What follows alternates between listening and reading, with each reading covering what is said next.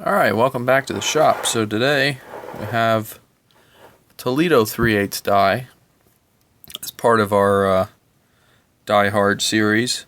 And what I'm going to do is I am going to submerge this for 24 hours in this solution here of spray 9 grease off as an experiment.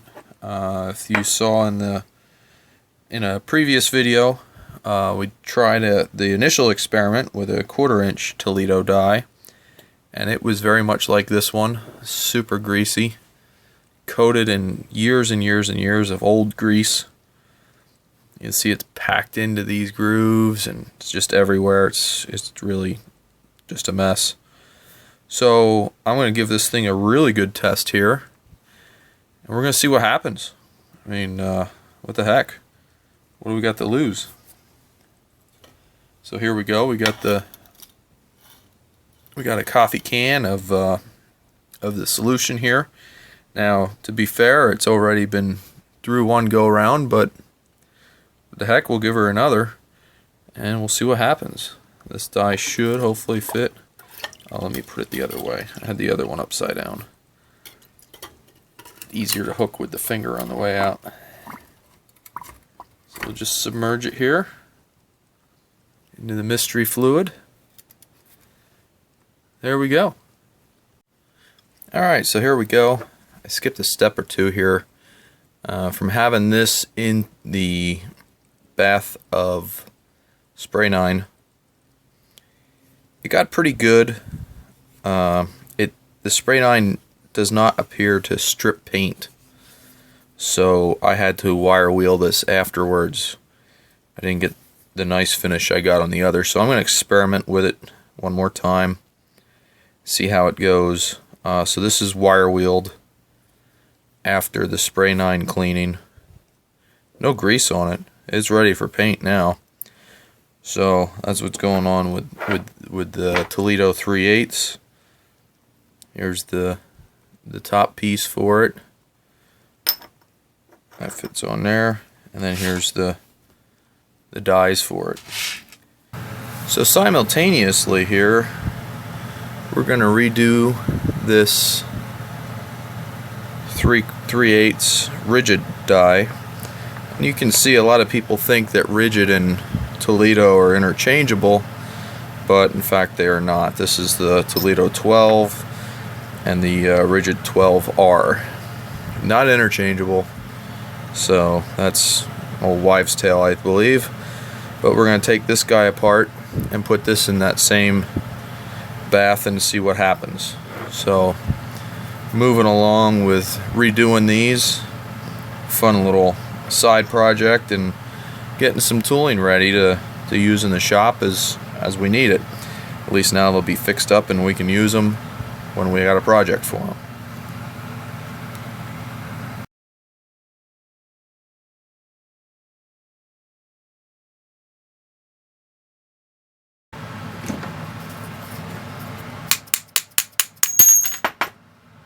Go. There's the holder, and you can see these are different the way they're designed. The Toledo is just a sheared plate, and the Ridgid is a cast, and it's got these tabs cast into it, and these tabs are what keep the dies from moving in and outward. Whereas the Toledo, you really only have outward force, and the Toledo dies sit right in here, so they physically, there we go, is a better view, they physically can't go past this ring. So I guess it's up to what you think is better. I think I like the casting of the Ridgid. I think that's a nice touch, but really the Toledo doesn't need to be anything extra heavy duty or anything, because its forces are exerted here on this surface, whereas the Ridgids are exerted here on these tiny little tabs. So I don't know, I haven't used Toledo dies significantly. I've used these Ridgids a lot over the years, but maybe when it comes down to it, maybe the Toledos actually might be a little more robust. I don't know. Alright, we'll keep tearing this down and be back. Alright, we're back. So here we go.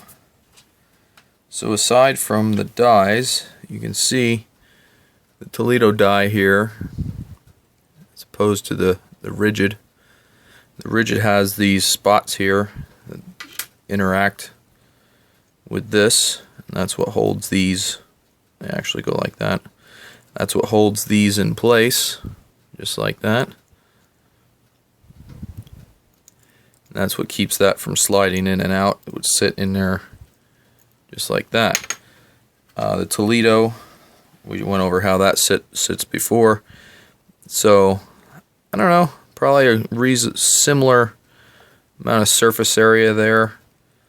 The overall body of the Toledo is a little thicker. Yeah, I don't know. There's a very similar potato type situation. The castings here are very similar. The Toledo has this high spot, which you can see on this particular die has gotten bent. Maybe somebody dropped it over the years. I'm probably going to leave well enough alone there. Risk breaking it, straightening it. The Ridgid doesn't have any of those high spots, so that's an advantage on that. That doesn't have to, it's not going to have a weak point little tab sticking up there, and plus I think it would probably cost less than manufacturing. The sides here, similar ratcheting teeth mechanisms, very similar. The bottoms, there's this whole Toledo die is actually hollowed out. You can see a little bit of a lip there, and from there all the way down to the bottom it's actually hollowed out. So they'd have, I guess, a core in the casting process on that, whereas the Ridgid, they went this way and hollowed it out here.